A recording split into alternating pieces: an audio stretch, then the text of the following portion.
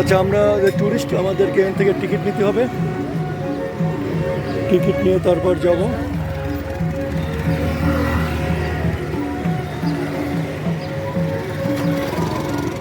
Ticket counter. How much? Sir 500। Namaste.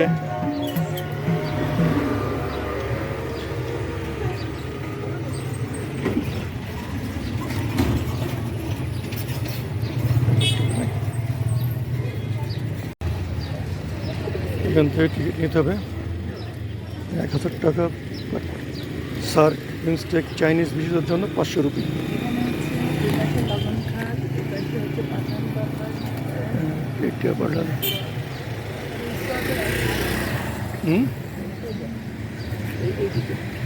এখানে হচ্ছে তোমার এই পটারি কাজ বেশি হয়, যেখানে ললিতপুর পটারি, মাটির জিনিসপত্র।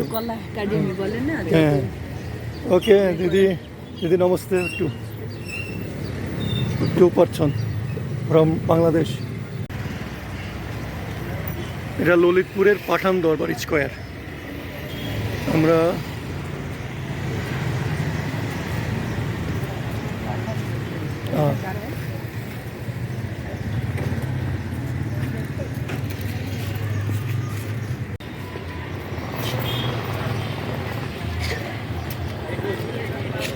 মোট 3টা দরবার স্কোয়ার দেখলাম আমরা। কাঠমান্ডু দরবার স্কোয়ার, এরপরে আমরা গেছি ভক্তপুর দরবার স্কোয়ার, এটা পাঠান দরবার স্কোয়ার। 3টা দরবার স্কোয়ার মূলত মল্ল ডাইনেস্টির সময় তৈরি, এবং তাদের এগুলো দরবার স্কোয়ার। এখানে শাসন কার্য পরিচালনা করার জন্য রাজা এবং তাদের থাকার জায়গা এবং বিভিন্ন মন্দির দিয়ে তৈরি হচ্ছে পাঠান দরবার স্কোয়ারগুলো।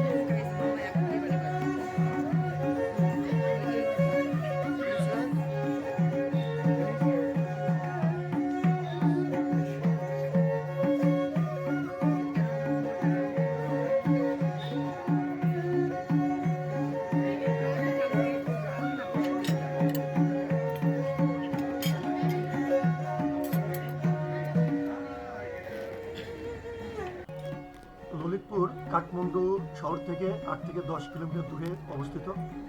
আমরা সকালে ট্যাক্সি নিয়ে ললিতপুরে পৌঁছে যাই। ললিতপুর মূলত পাঠান নামে পরিচিত। এখানে যে দরবার স্কোয়ারটি রয়েছে এটি পাঠান দরবার স্কোয়ার নামে পরিচিত। এটি মল্ল রাজাদের আমলে 1200 থেকে 16 শতাব্দীতে মল্ল রাজারা এখানে রাজত্ব করতো, সেই সময়ে তৈরি। কিন্তু এর মধ্যে যে ধাতবের কারুকার্যময় কাজ, কাঠের কাজ ও মাটির কাজগুলো রয়েছে, এটি শুধু মল্ল রাজাদের এই দরবার স্কোয়ারে নয়, এই শহর জুড়েই এই ধাতবের, মাটির এবং কাঠের কারুকার্য কাজের জন্য বিখ্যাত। যে কারণে মনে হয় শহরটির নাম হয়েছে ললিতপুর, বা আমি বলি শিল্পের শহর। এখানকার পেইন্টিং বা নানা রকমের শিল্প সুন্দর কাজগুলো মানুষকে আকৃষ্ট করে। আর যে কারণেই যারাই কাঠমান্ডু ভ্রমণে আসেন, ললিতপুর তাদের ভ্রমণ সূচিতে থাকে। আমরা সকালে এসে যখন পাঠান দরবারে প্রবেশ করি, তখন এখানে একটি সাংস্কৃতিক অনুষ্ঠান হচ্ছিল। মূলত স্থানীয় কোনো বৌদ্ধ সম্প্রদায়ের একটা নিজস্ব অনুষ্ঠান। আমরা অনুষ্ঠানে তেমন কিছু বুঝি নাই, তবে শেষের সাংস্কৃতিক অনুষ্ঠানটা আমাদের খুব ভালো লেগেছে। তার কিছু অংশ আমরা এই ভিডিওতে জুড়ে গেছি, আশা করি আপনারা উপভোগ করবেন। আর কাঠমান্ডু ভ্রমণে যারা আসবেন তারা অবশ্যই ললিতপুরে আসতে পারেন। আশেপাশের পরিবেশ এবং এই দরবার স্কোয়ারের সৌন্দর্য খুবই আকর্ষিত করবে। এখানে প্রবেশের জন্য অন্যান্য বিদেশি পর্যটন রয়েছে 1000 নেপালি রুপি, বাট আমরা সার্কভুক্ত দেশগুলোর জন্য 500 রুপি প্রবেশ মূল্য দিয়ে আমরা এখানে প্রবেশ করতে পারি।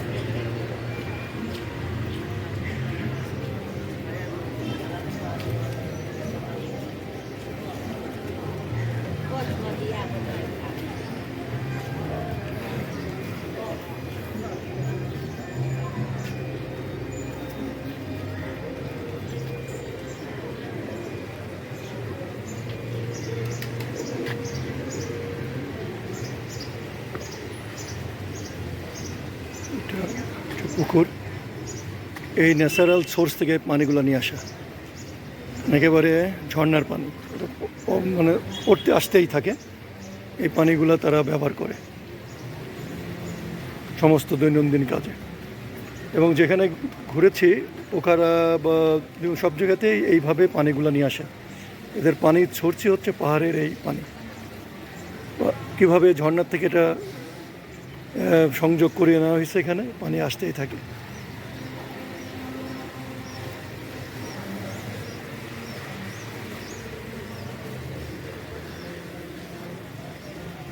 দাঁড়াও এখানে।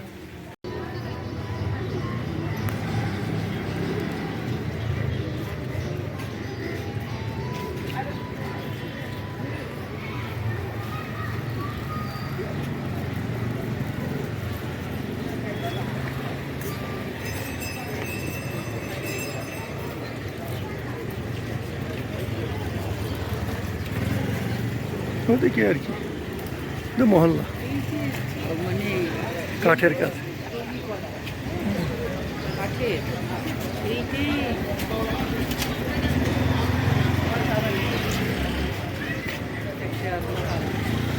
এটা একটা গলি, এখানে নানান রকমের সুভিনির শপ, পেইন্টিং, হ্যাঁ, হ্যান্ডিক্রাফট পেইন্টিংও পাওয়া যায়।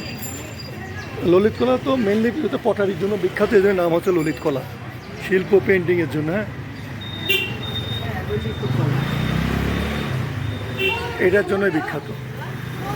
আমরা মূল দরবার স্কোয়ার থেকে বেরিয়ে একটা গলিতে ঢুকলাম। এটা পুরো সুভিনির শপ, খুলছে সব। এখানে সব একই রকমের মেটালের জিনিস পাওয়া যায়।